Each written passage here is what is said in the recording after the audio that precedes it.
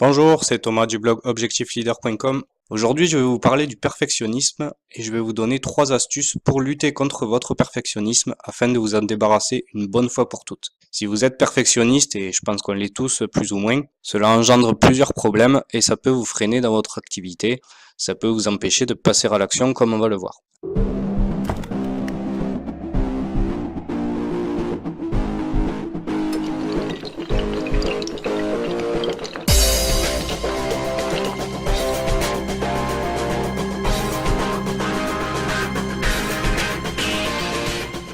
En premier lieu, nous allons voir l'origine du perfectionnisme. Alors le perfectionnisme, il trouve sa source tout simplement dans l'éducation, que ce soit dans le système scolaire ou dans le milieu familial. Dans le système scolaire, si vous vous souvenez, on vous a toujours enseigné que si vous n'avez pas de diplôme, vous échouerez dans la vie, puisque selon le système scolaire, si vous n'avez pas de diplôme, vous ne trouverez pas de travail plus tard. On vous a toujours aussi incité à avoir les meilleures notes possibles, en vous mettant systématiquement en concurrence avec vos autres camarades, un peu comme la photo que j'ai mise ici en illustration, où on voit l'élève qui a 20 sur 20 qui est tout content, et celui juste à côté qui a 0 sur 20 qui est tout déçu, qui lui a plutôt tendance à se cacher. Deuxième source du perfectionnisme, c'est tout simplement le milieu familial. Là encore, ça remonte à votre enfance et à votre éducation quand vous étiez enfant. Tous les parents désirent avoir un enfant exemplaire. J'ai mis volontairement le mot exemplaire, mais bon, tout le monde voudrait avoir un enfant parfait. Les parents vont toujours donner les meilleurs conseils à leurs enfants afin qu'ils réussissent au mieux dans leur vie. Et il y a le problème que la famille se calque souvent sur le modèle du système scolaire et va donc tenir le même discours.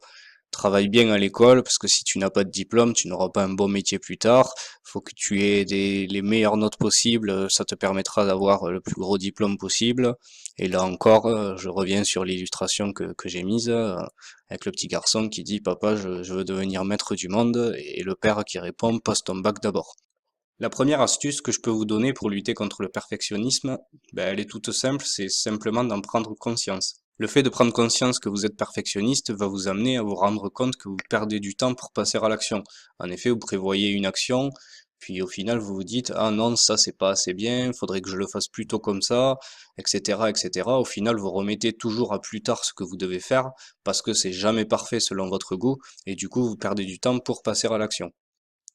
Pour modifier un comportement, il faut que vous ayez le déclic, donc il faut que vous preniez conscience que vous êtes perfectionniste. Puis une fois que ce déclic est acquis, vous devez tout simplement vous autodiscipliner, vous dire je dois faire telle chose, si c'est pas parfait, tant pis, en tout cas je le fais, je passe à l'action, si nécessaire je le perfectionnerai, je l'améliorerai plus tard, mais je dois passer à l'action, ça me permettra d'une part d'avancer et d'autre part de lutter contre mon perfectionnisme. L'astuce numéro 2 que je peux vous donner pour lutter contre votre perfectionnisme, notez tous les points négatifs que votre perfectionnisme engendre. Ça peut être ne jamais être satisfait de soi, perdre du temps et donc perdre en productivité, vous rendre compte qu'être trop exigeant avec soi-même, ça peut aussi se retrouver sur les autres personnes que vous côtoyez, etc., etc. Vous pouvez trouver bon nombre d'effets négatifs au perfectionnisme. Je vous laisse faire votre liste de votre côté. La troisième astuce, et c'est ici la plus importante, vous devez tout simplement accepter de ne pas plaire à tout le monde.